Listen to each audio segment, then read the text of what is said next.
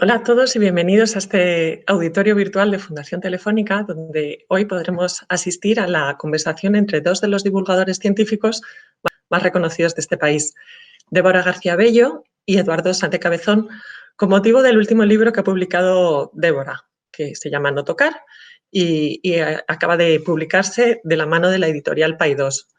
Débora, en este ensayo, lo que propone es combatir todos los bulos y toda la desinformación que ha surgido a raíz de la pandemia con la mejor arma posible, que es la evidencia científica. Débora es química y es investigadora del Centro Superior de Investigaciones Avanzadas de la Universidad de La Coruña y presenta junto a Eduardo el show televisivo científico Órbita Laica en Televisión Española. Eduardo, por su parte, es matemático y es profesor de lenguaje y sistemas informáticos en la Universidad de La Rioja. Es fundador y miembro del grupo Big Bang Ciencia, junto a otros investigadores y divulgadores, y ha participado en numerosas charlas TED. Así que os dejo con ellos, que lo disfrutéis y recordad que seguimos conectados. Eduardo, cuando quieras. Bueno, pues hola, Débora. Hola, Edu. Estamos aquí para presentar, antes de decir nada, es Débora una de las personas estas que da asco, porque, en un confinamiento en medio de la pandemia, pues ha escrito un libro. Y entonces vamos a hablar de ese libro, ¿no? Y quiero hablar de eso, quiero empezar por ahí. El libro No tocar, que edita Paidós de Planeta, y vamos a ver cómo es posible sacar, no digo el tiempo es obvio, pero la capacidad de concentración y la lucidez como para poder escribir un libro, que no es una tarea sencilla, en una situación en la que estamos todos descolocados, incluso psicológicamente. No hablo solamente de nuestras circunstancias vitales, del confinamiento, de la restricción a unos metros cuadrados o a una terraza si la tienes o no, sino psicológicamente. ¿Cómo sacas la serenidad para reunir y clasificar algo de conocimiento en forma de un libro? A ver, esa fue la parte más difícil, porque, bueno, yo tengo un superpoder, que es el superpoder de la concentración, siempre lo he tenido, o sea, da igual que haya alguien taladrando en la habitación de al lado que yo puedo estudiar, o sea, ese superpoder lo tengo. Entonces, para escribir también me puedo concentrar y pasar muchísimas horas, y esa es una actividad incluso que me sienta bien al ánimo. Lo que pasa que, claro, en el libro también reflejo, está escrito un poco como un diario, porque yo cada día dedicaba muchísimas horas, pero sí que es cierto que fueron estos días en concreto los voy a dedicar a explicar todo lo que estamos aprendiendo acerca no solo de la pandemia, sino en general. O sea, las cosas que yo fui viendo como divulgadora a lo largo de todo este tiempo, no solo el periodo en el que escribí el libro, que notaba que faltaba de explicar en la divulgación. Pues desde una cosa tan sencilla como que es un virus, que es casi como empieza el libro, a luego cosas más complejas de que cuando ya tienes eso claro, pues puedes hablar hasta de una vacuna, ¿no? O cómo se haría una vacuna en el caso de que se hiciera. Entonces dije, bueno, lo voy a utilizar un poco también como desahogo, porque la verdad es que cuando me senté, lo primero que escribí fue la introducción, porque dije, me siento y empiezo a escribir. Y fue es una parte como muy de diario, porque empiezo y cuento cuál es mi situación en ese momento y la situación de la gente a la que me rodea. Y además en ese momento estaba especialmente agobiada porque uno de mis mejores amigos estaba enfermo de COVID-19 y luego además estaba muy preocupada por mi padre porque tiene que salir todos los días. Y bueno, ese tipo de cosas que las piensas pero no las quieres pensar mucho para no pasarlo mal, pero claro, te sientas delante del ordenador y lo tienes que volcar. Y claro, tienen esa parte sensible, pero bueno, que me sirvió también para reflexionar de una forma un poco más ordenada, que para mí eso la escritura siempre me ayuda. Hay una de las cosas que veo en el libro que me parece que es, bueno, ahí tiene varias virtudes resaltables, ¿no? Y voy a ir pasando por todas ellas, espero, en el tiempo que tenemos, y por más que quieras resaltar tú, que a lo mejor yo no me he dado cuenta. Y una de ellas es que estamos recibiendo muchas instrucciones, en particular durante este periodo de alerta sanitaria y para enfrentarnos a esta enfermedad y a este virus, que son instrucciones, recibimos instrucciones, esto se puede hacer, esto no se puede hacer, y de hecho el título del libro es una de estas instrucciones, no tocar, es importante esto, ¿no?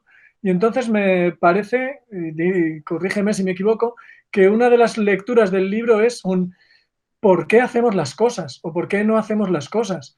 Es decir, no es lo mismo y lo estamos viendo también en los medios de comunicación, no es lo mismo decirnos no tocar que decir no tocar esto por esta razón, porque el hecho de tocar desata este mecanismo o puede llevar a desatar este mecanismo.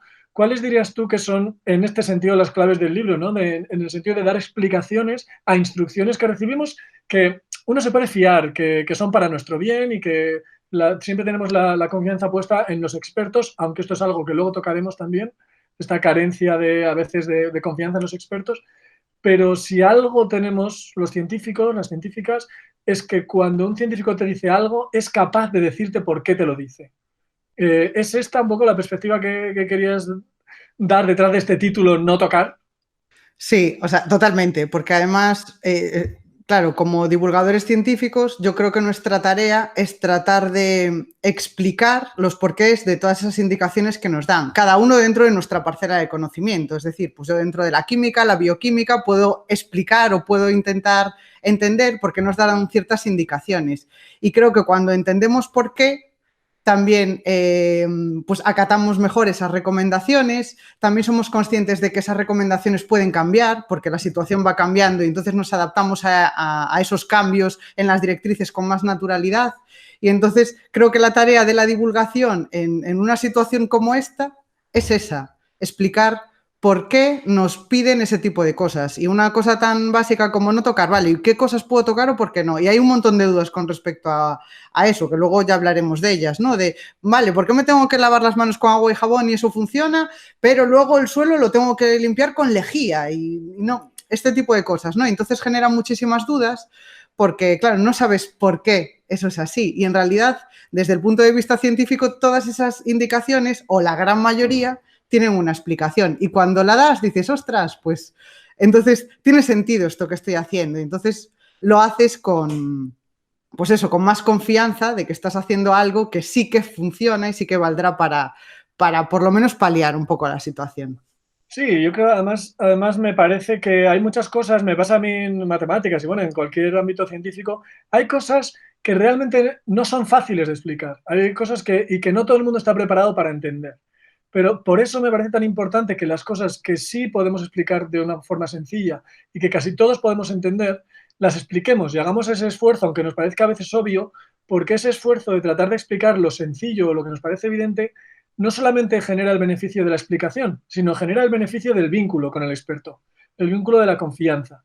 Y de alguna forma, cuando el experto, después de haberte explicado por qué hace las cosas, hay un momento en el que te tiene que decir, porque a veces es así, mira, esto hazlo y no te puedo explicar ahora por qué, porque es muy complicado. Pero si ya tenemos este vínculo previo, yo creo que es un poco también la labor de la divulgación, podemos hacer esto, ¿no? Porque si algo estamos aprendiendo, y no sé cuál es tu opinión sobre qué cosas vamos a sacar de aquí, es algo que podemos hablar, pero una de las cosas que podemos podemos sacar, ojalá saquemos de este periodo, que para algo más tiene que servir que para haber parado el virus, yo creo que podemos sacar beneficios incluso más profundos.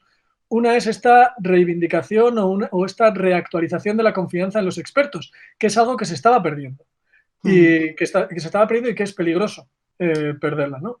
Entonces no sé si tú tienes esperanza en eso, es esperanza a tu visión de que se revalide la confianza en los expertos.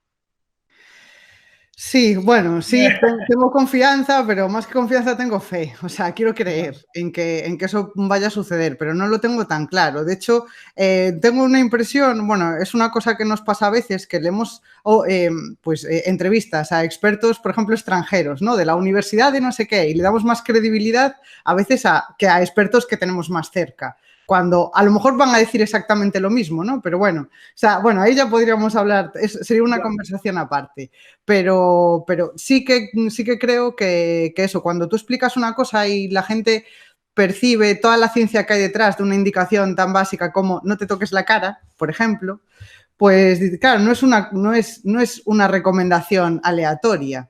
Y tampoco es aleatorio, por ejemplo, una de las cosas que más desconfianza generó a lo largo de este periodo fue el tema de las mascarillas, porque al principio sí, luego no, luego sí, generó muchísima desconfianza. Y en realidad, claro, para los que nos dedicamos a la ciencia, es algo normal, estos vaivenes. O sea, hay cosas que al principio crees que son las mejores, la evidencia científica te indica que tienes que ir por un camino y luego vas descubriendo cosas o la situación avanza y tienes que tomar unas medidas diferentes y tener en cuenta, pues, desde los comportamientos de la sociedad, cómo es la cultura, qué recursos tienes y cómo los puedes administrar mejor. Es decir, hay muchísimas variables a tener en cuenta. Y claro, lo primero que da la sensación es que la gente le da como rechazo cualquier cambio y va a haber cambios. O sea, las recomendaciones que se están dando ahora van a irse modificando con el tiempo. Entonces, por eso creo que es una buena oportunidad y una enseñanza que podemos sacar de todo esto es explicar un poco mejor cómo funciona la ciencia y que la ciencia no es un dogma. O sea, lo que hoy es así, pasado mañana puede que descubramos que no era exactamente así y sino que es un poco diferente. Y lo que pasa es que ahora lo estamos viendo como a pasos acelerados. Esto ha sucedido siempre en ciencia. O sea, un libro que se haya escrito sobre matemáticas hace 20 años, pues seguro que tiene cosas que se considerarían errores a lo mejor hoy. Bueno, en química desde luego. En química desde luego. Tiene esa peculiaridad de que eso es más difícil que ocurra, digamos, ¿no? Pero eso es absolutamente cierto lo que dices. Pensemos, yo qué sé, en Arquímedes o en Pitágoras, que por ser el más famoso, ¿no? El teorema de Pitágoras sigue válido, pero a lo mejor la cosmovisión que tenía Pitágoras, la visión del universo que tenía Pitágoras, no, porque la ciencia precisamente se contrasta con la realidad y la realidad es cambiante.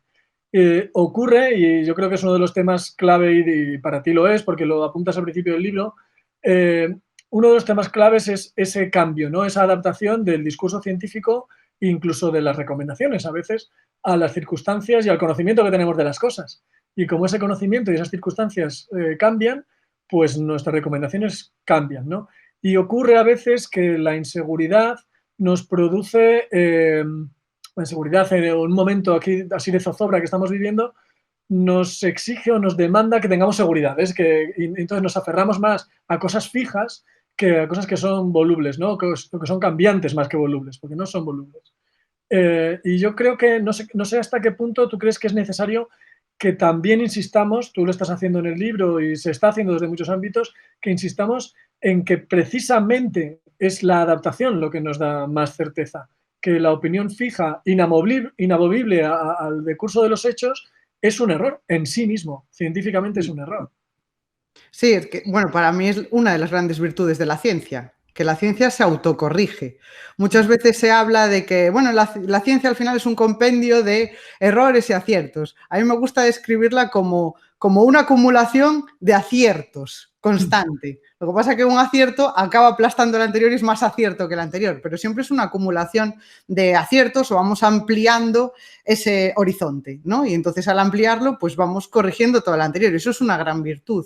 Y entonces, claro, en un momento como el actual, da la sensación que tenemos que estar defendiendo constantemente eso, de que no, hay cosas sobre las que no estamos seguros y no pasa nada. Y entonces nos tenemos que aferrar a las cosas que sí sabemos que funcionan. En recomendaciones súper sencillas del día a día. Muchas veces yo recibo un montón de dudas, que luego las recopilé en el libro, de cosas simples de, pues, ¿cómo limpiar? ¿Puedo utilizar vinagre? ¿Desinfecta? No lo sabemos, porque no se ha hecho ningún ensayo sobre cómo afecta exactamente el vinagre a este virus en concreto. Entonces, como no lo podemos afirmar, pues lo que te recomiendo es que utilices esta otra sustancia, como por ejemplo lejía, que sí que sabemos que inactiva el coronavirus porque lo hemos probado. Pero las que no, pues aún no lo sabemos. No es... Y hay como esa urgencia de que pues lo necesito saber, que alguien lo haga. Pues a lo mejor no es tan importante, porque si ya tenemos 3 o 4 cosas que sabemos que funcionan, no tenemos que comprobar 20.000. Entonces, claro, hay determinadas cosas que contestar no lo sé, parece que es que no dominas la situación. Y no, o sea, como científicos estamos tranquilos de vez en cuando contestando no lo sé. Sí, es verdad, y siendo eso verdad, en una situación, digamos, de calma, de poder hacer la ciencia en calma y de poder dar respuestas a las situaciones en calma, pero cuando se convierte en una urgencia, yo creo que tenemos la necesidad de dar pasos, ¿no? Me recuerdo, según estabas hablando del error y del acierto en ciencia, recuerdo una frase que la traía mucho a colación Jorge Wagensberg, que es uno de los grandes, ¿no?, de las personas que mejor ha hecho por la comunicación profunda de la ciencia en España, que él decía, en la selva o en la sabana, el león y la gacela, el león puede permitirse fallar, la gacela no. El depredador puede permitirse un fallo y sobrevivirá y luego cazará, pero si la gacela falla, muere. Y entonces, en este caso, nosotros somos el cazado, ¿no? No podemos permitirnos fallos graves, porque, sin embargo, tenemos que actuar, porque si la gacela no actúa, si se queda quieta, muere seguro. Entonces, ¿cómo crees que podemos reaccionar, incluso prever, ¿no? Ahora que hemos visto esta situación, a esta necesidad de actuar, de hacer algo, a unas sabiendas de que es posible de que no acertemos a la primera y además a sabiendas de que el error es parte del método? Así que estamos esta relación un poco de amor y odio, ¿no? Con el error en este caso. Sí, a ver, en este caso, pues eso, por ejemplo, las cosas sobre las que aún no sabemos si funcionan o no, pues apartarlas y dedicar todo, o sea, y utilizar solamente lo que sabemos que funciona. Pues las recomendaciones que nos dan, no te toques la cara. Sabemos que las mucosas son una vía de contagio, por poner un ejemplo claro, y hay otras que, por ejemplo, aún no hemos descartado. Pues una herida en la piel, no hemos descartado que sea o no una vía de contagio. Entonces, ante la duda, pues prevención. Entonces, estamos aplicando un poco prevención sobre cosas de las que no tenemos ni idea. Y eso lo estamos aplicando absolutamente todo. O sea, eso, desde las cosas con las que en el día a día, pues eso, limpiamos la casa y demás. Hay un montón de cosas que no sabemos. Y luego, claro, toca tomar decisiones sobre las que no existe absolutamente ninguna evidencia científica. Lo vemos ahora, bueno, pues con lo que pasó este fin de semana, ¿no? Que los niños ya pueden salir a la calle. ¿Es una decisión basada en una evidencia científica sobre...? No, está basada en otras cosas que no son ciencia pura y dura, pero bueno, pues hay que empezar a intentar retomar la vida normal y iremos evaluando sobre la marcha si eso ha sido una buena decisión o no. Pero no hay una evidencia que nos diga que primero salgan los niños, que va a ser lo mejor. No lo sabemos, eso no. Pero bueno, hay esa parte de riesgo. Lo que yo creo que se pretende hacer es que los riesgos que se asuman que sean lo menor posibles. Y entonces, en función de eso, pues ir intentando volver a la normalidad. Sí, es una especie de ganar tiempo, ¿no? Para poder hacer las cosas con calma. Entonces, ahora mismo tenemos una urgencia. Ante la urgencia salimos corriendo hacia el primer lugar que veamos para establecer unos metros de separación con respecto al león y entonces decidir qué dirección tomamos. Pero de momento necesitamos ganar tiempo para decidir, ¿no? Y decidir se pasa, un poco como decías, ¿no? En experiencias previas, en ensayos, en toda una serie de protocolos que nos permitan ir dando pasos firmes, porque una cosa es improvisar y otra cosa es actuar. Y bien, estamos ahora un poco en medio de las dos cosas.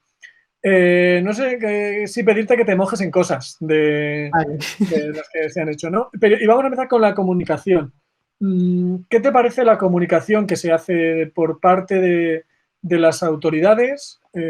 Bueno, en nuestro país, pero también es posible hacerlo en otros, hablar de otros, sobre las causas, mecanismos, consecuencias y actuaciones ante esta enfermedad, ¿no? ¿Qué te parece? No digo ya lo adecuado o no de los contenidos, sino de la comunicación que se hace de esos contenidos. Pues está bien, pero podría ser mejor. Es decir, claro, es que, a ver, hay algunas cosas que se dan por hecho. Yo me refiero incluso al vocabulario que se emplea, ¿no? Pues, por ejemplo, ahora que se está pidiendo hacer más test, ¿no? De qué tipo se van a hacer, de qué manera y demás. Y se habla de una forma como si todo el mundo entendiese qué información te dan esos test, cómo se hacen, y realmente la mayor parte de la gente no lo entiende. O sea, de hecho, bueno, eso, o sea, a mí me escribió muchísima gente después de leer el libro diciéndome, por fin entiendo lo que es la PCR, esa, de la que hablan. Entonces, claro, una cosa tan sencilla como, bueno, sencilla, quiero decir, para un divulgador, que es algo fundamental entender cómo entra un virus en el cuerpo, cómo infecta unas células, qué hace dentro de las células, qué es un antígeno, qué es un anticuerpo. Son cosas de ciencia fundamental y si tú no las entiendes, luego es imposible explicar qué es una serología o qué es una PCR. Entonces, en ese sentido, se está hablando en términos científicos que dan esa pátina de credibilidad a todo lo que están haciendo, pero luego la gente no entiende realmente qué significa, no entiende qué información real se puede extraer de esos test. Por eso hay demandas que luego son un poco, bueno, desde el punto de vista científico no tienen demasiada utilidad, de que nos hagan un test a todos. ¿no? A todos los ciudadanos y ya está, pues una PCR para todos.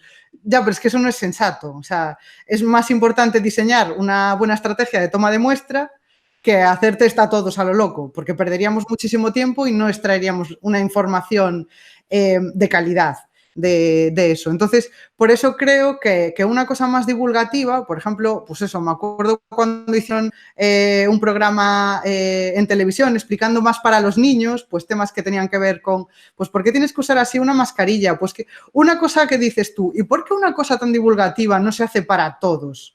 No con esa condescendencia con la que a veces se habla para los niños, a veces, no digo todo el mundo, pero para todos, porque no todo el mundo lo entiende. Entonces, también eso genera inseguridad, porque dices, el que está hablando de PCRs, ¿sabe lo mismo de PCRs que yo? O sea, simplemente es que se lo dijeron que hay que hacerlas y lo repite como un loro y no sabe exactamente lo que es. Y con respecto a uso de mascarillas, diferentes mascarillas, todas estas cosas que generaron tanta polémica, pues habría que explicarlas de una forma, yo creo que mucho más divulgativa, no solamente darle la pátina científica. No, baja y explica las cosas tal y como son en la realidad para que la gente entienda por qué las estás haciendo. Y entonces de esa manera lo que vas a generar es confianza, porque estás demostrando que tú entiendes por qué haces las cosas, se las vas a explicar a los demás y entonces ya van a tener esa tranquilidad y esa confianza de, ah, vale, esto se hace por esta razón y esto significa esto. O sea que se está haciendo bien, pero es mejorable. Bueno, Débora, más análisis. Análisis de texto ahora, como hacíamos en la selectividad, ¿no? Comentario de texto. Comentario de texto. Si el virus con la desinfección de espacios y tal, con jabón, con lejía, etcétera, con esos desinfectantes, se mata, muy bien.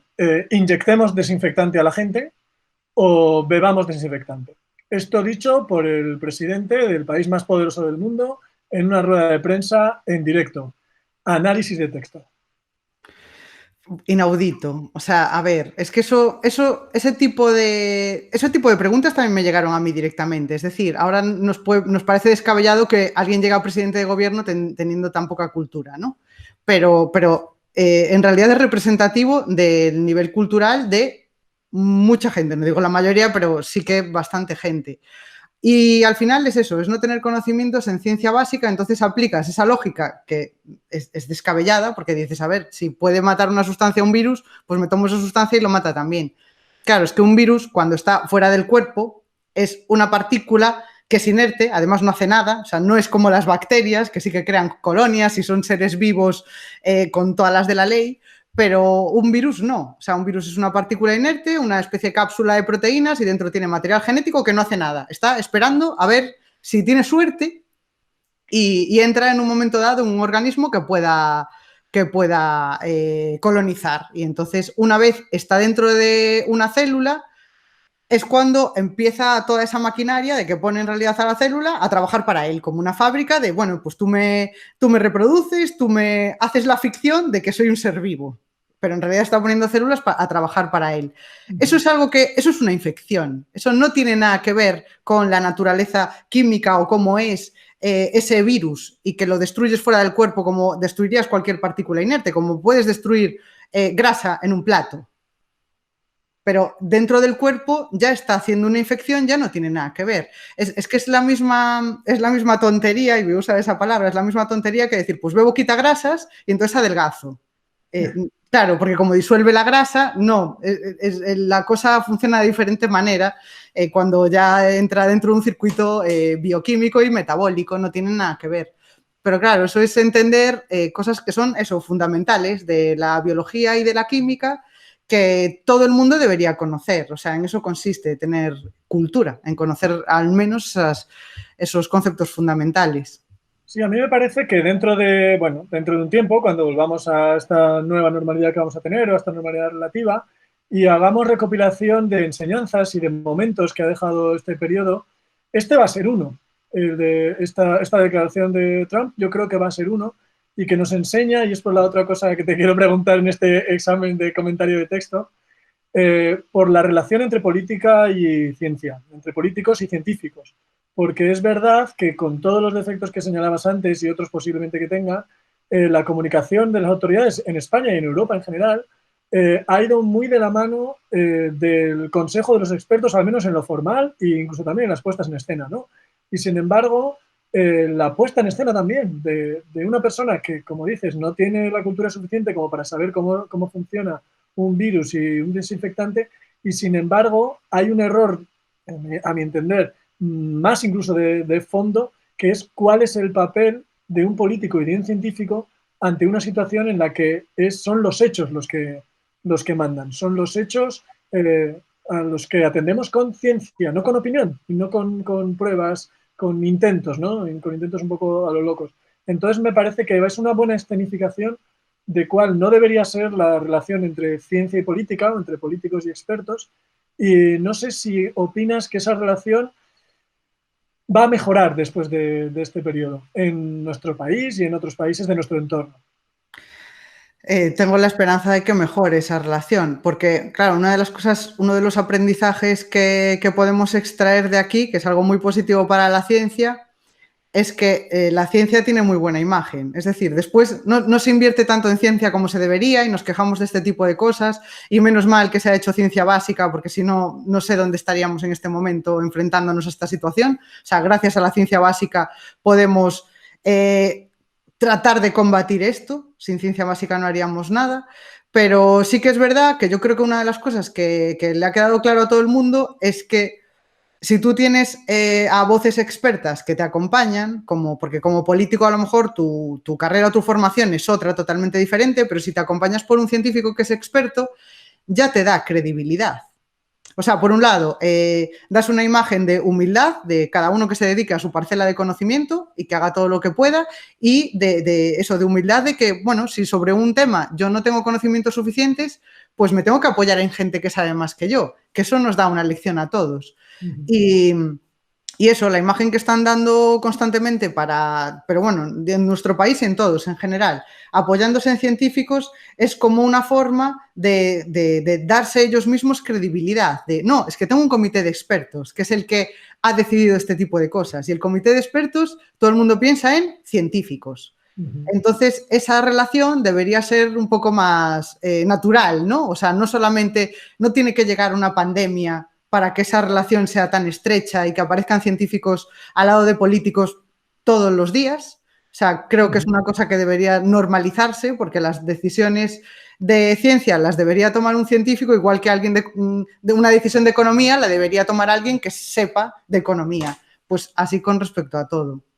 Sí, al hilo de esto, de todas las cosas que estamos viendo, de todos los cambios que estamos teniendo, pero que ya se van dando, ¿qué cosas dirías tú que han venido para quedarse? O sea, que se van a quedar después de esta pandemia. Yo, por ejemplo, hoy estaba haciendo la compra y yo creo que, por ejemplo, las costumbres de higiene van a cambiar, de higiene pública, y eso, mi impresión es que eso ha venido para quedarse, que eso va a ser permanente.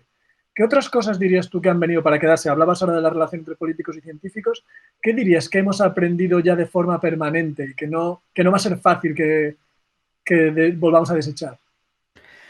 A mí creo que una de las cosas que va a cambiar y que a mí me parece dentro del ámbito de lo sensible, me parece de lo más relevante, es cómo nos vamos a acercar unos a otros. Por ejemplo, gestos. El gesto típico de yo me encuentro contigo y te doy un abrazo y te doy 2 besos. Y eso tiene un tacto y un aroma muy particular y atiende a lo sensible y atiende hasta lo biológico. O sea, nosotros como especie nos comportamos así. Y ese tipo de cosas van a cambiar. O sea, van a cambiar, no sé si esos hábitos cambiarán, pero desde luego, ¿qué vamos a pensar si esto vuelve a la normalidad? Claro, nos va a generar un rechazo o un miedo el acercarte a una persona y darle un abrazo.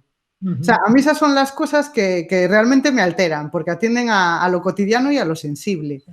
Y luego cosas más frívolas, pues sí, que nos vamos a empezar a descalzar antes de entrar en casa. Pues sí, hemos aprendido que es una guarrada entrar en casa con el calzado de la calle, porque estamos pisando, no coronavirus, estamos pisando porquería constantemente y luego la esparcimos por el resto de la casa. Pues sí, somos más conscientes y haremos eso, nos lavaremos más las manos y mejor, con agua y jabón, casi como si fuéramos cirujanos. Sí, cambiarán ese tipo de cosas, pero a mí la que me mantiene más en tensión es todo lo que tiene que ver con el aspecto sensible. Sí, yo creo que va a haber mucho trabajo a partir de este momento para, bueno, los sociólogos, para los psicólogos, aparte, por supuesto, de todo lo que tenga que ver con la salud y con la economía y con la ordenación, porque, bueno, ya entraremos en algún momento en esta fase de vuelta o de recuperación del hilo económico y también social, y esto, pues, lo que parece es que va a ser tan o más duro que lo que hemos vivido hasta ahora para muchísima gente, ¿no? Vamos ya casi llegando hacia el final y todavía no hemos empezado a hablar del libro. Entonces, bueno, o sea, todo lo que hemos hablado es del libro, ¿no? Pero sí que hay algo que no quiero dejar de preguntarte sobre tu libro No Tocar. ¿Qué quieres aportar con este libro? Quiero decir, hay mucha información de muchas cosas. ¿Cuál es la aportación que te lleva a tomarte el esfuerzo, porque lo es, de escribir un libro? Pues varias motivaciones hay. O sea, primero, una motivación que hay en todos los libros de divulgación, por lo menos en los míos, es ciencia, es decir, explicar ciencia y que todo el mundo entienda conceptos básicos de ciencia que además pueda aplicar en su día a día. O sea, esa es una parte fundamental. Otra segunda cuestión es explicar cómo funciona la ciencia. Creo que es una gran oportunidad en este momento, por lo que estábamos hablando antes, de los cambios de la ciencia, de cómo nos adaptamos, del propio papel de la divulgación en explicar todas esas recomendaciones. O sea, eso, hay una parte de manual, ¿no?, en el libro, de que, claro, yo al final, desde que empezó todo esto, toda mi divulgación, todo lo que escribí y publiqué y demás está relacionado con esto, con lo cual tengo como un montón de dudas que me llegan en el ámbito público y privado que están ahí resueltas. Entonces, también tiene esa parte práctica, ¿no?, de manual. Y luego, otra cosa que me parece muy interesante y que realmente a mí es lo que más me mueve, es que este libro es como una foto de este momento en el momento. Y además una foto hecha con los ojos de una científica, en este caso. Entonces yo lo pienso y digo, ojalá existiese un libro de una química escribiendo durante 10 días la gripe española. O sea, cómo se iban desarrollando los acontecimientos, las recomendaciones y demás, por poner un ejemplo. Y digo, pues me parece una gran oportunidad poder hacer una foto de 10 días con la perspectiva de una científica de lo que está sucediendo y que quede para la posteridad. O sea, me parece interesante, porque yo lo podría escribir dentro de un año, cuando espero que esto haya pasado, pero no habría ni la misma intensidad, ni la misma implicación, ni la parte sensible estaría mucho más diluida. Y aquí se nota, o sea, tú lo lees y, o sea, resulta hasta emocionante el tipo de pan que voy a coger, que salgo a comprar, ¿sabes? Porque tiene que ser uno concreto, porque no hay otro y porque, no sé, el salir al balcón y decir, pues necesito oler el mar. Creo que lo voy a recordar dentro de un año. Pero con la intensidad que lo voy a contar ahora, eso no va a suceder. Entonces, para mí, esa es la parte fundamental. Tener ese registro en papel, que es un espacio tan ilustre, de la fotografía de este momento. Bueno, y la otra que no quiero dejar de hacer, porque también tú eres química, pero es una química peculiar. No solamente por tu faceta de divulgadora, sino por tu relación con el arte, ¿no? Y se ha hablado mucho y casi desde el principio de la pandemia se ha sacado el caso de Newton, que cuando estuvo, digamos, confinado también, elaboró parte de sus teorías. Se ha hablado menos, pero también es el paralelismo muy interesante, el de Camerón de Boccaccio, que es una de las recopilaciones de cuentos más hermosas de la historia. Se escribió en una situación de confinamiento, probablemente, de Boccaccio en la peste, del siglo XIV, pero desde luego lo que describe es una situación de confinamiento. Hay una peste en Florencia y una serie de jóvenes se retiran a una casa del campo, huyendo de la peste, y se ponen a contarse cuentos unos a otros. Entonces, aparte de ese relato que decías de cuál es el momento, desde el punto de vista de un científico o de una científica, el arte retrata el momento también. Entonces, ¿cómo ves tú qué es la relación? O no sé qué estás viendo, porque yo sé que estás muy atenta a todo esto. ¿Qué estás viendo desde el mundo del arte? ¿Qué fotografía de nuestra propia identidad se está sacando este momento de vulnerabilidad en que nos ha puesto este virus? Pues lo que estoy observando, que de hecho fue lo que me dio la idea del título del libro, lo de no tocar, es todo lo que tiene que ver con los sentidos. Porque una de las cosas que nos ha privado este virus es de algunos de los sentidos. Y algunos están enfatizando, por ejemplo, el hecho de que a tanta gente nos haya dado por cocinar y por hacer, todos somos de repente cocinillas, experimentar con nuevos sabores, es que necesitamos unos estímulos bueno, que antes habíamos pasado por alto.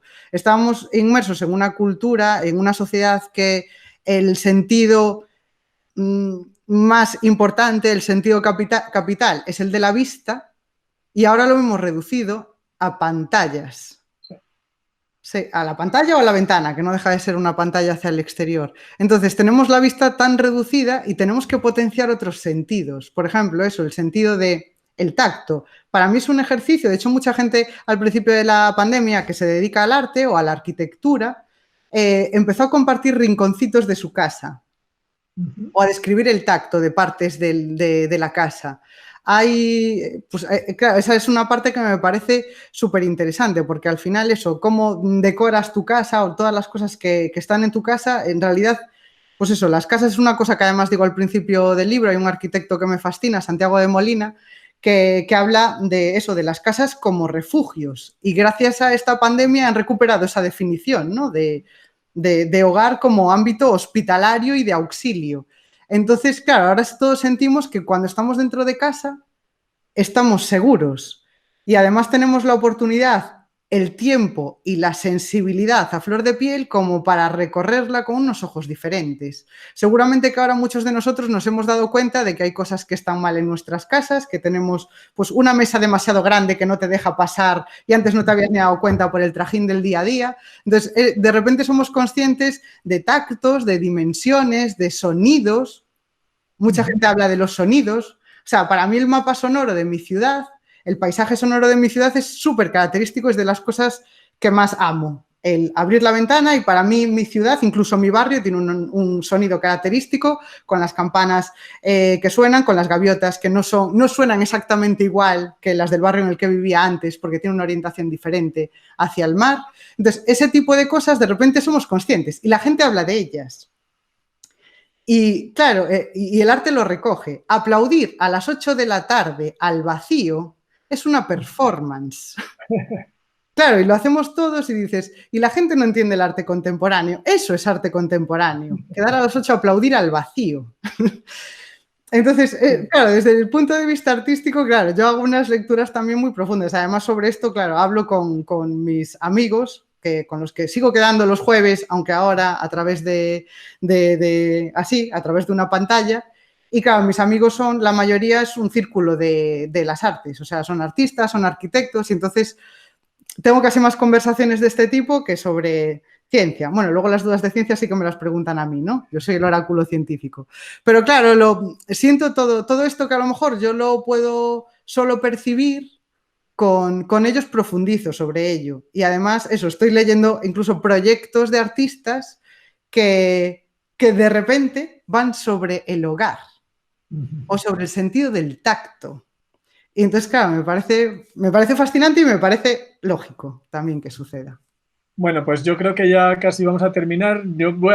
Cierro yo y luego cierras tú con lecturas, ¿no? Algunas de las lecturas que he hecho en estos días, estas semanas, casi que la más intensa que he hecho ha sido de unos libros de aventuras, realmente, de aventuras de magos, que son los libros de Úrsula K. Le Guin, de los libros de Terramar, pero me llamó mucho la atención porque, claro, como dices, ahora todo lo filtramos por aquí, ¿no? Me llamó mucho la atención que en estas aventuras el mago y su ayudante están en una barca y diciendo que qué buena oportunidad es este tramo de silencio entre una isla y otra para, dentro de ese trajín del hacer que tenemos diario, que cada acción nos lleva a generar otras nuevas acciones, tener, porque son valiosos y son extraños, los ratos para parar y pararnos a pensar quiénes somos y por qué somos quiénes somos. Así que para mí esa va a ser una de las frases, desde luego, de esta cuarentena, de este confinamiento, más allá de lo que tiene que ver con la enfermedad, ¿no? Más hacia lo que tiene que ver con la propia identidad, Así que yo me quedo con esa. ¿Con qué te quedas tú de tu experiencia en estos días? Si es que te ha quedado algo de experiencia aparte de escribir el libro, que es que yo todavía estoy loco con eso. Pues, a ver, la experiencia, a ver, hay muchas cosas que tienen que ver, mucha gente me da la sensación de que está reflexionando sobre, no le daba valor a otras cosas antes. Claro, yo en eso, yo soy una intensa de la vida, entonces yo ya daba valor a, pues eso, a poder estar con mis padres, al tiempo que paso en casa, además con todo lo que viajo, pues es algo que celebro, o sea, yo soy de celebrar absolutamente todas las cosas. No sé aún qué aprendizaje voy a sacar de todo esto. Además, tengo la sensación, por el libro y por mi trabajo en divulgación, que yo sí que no he parado.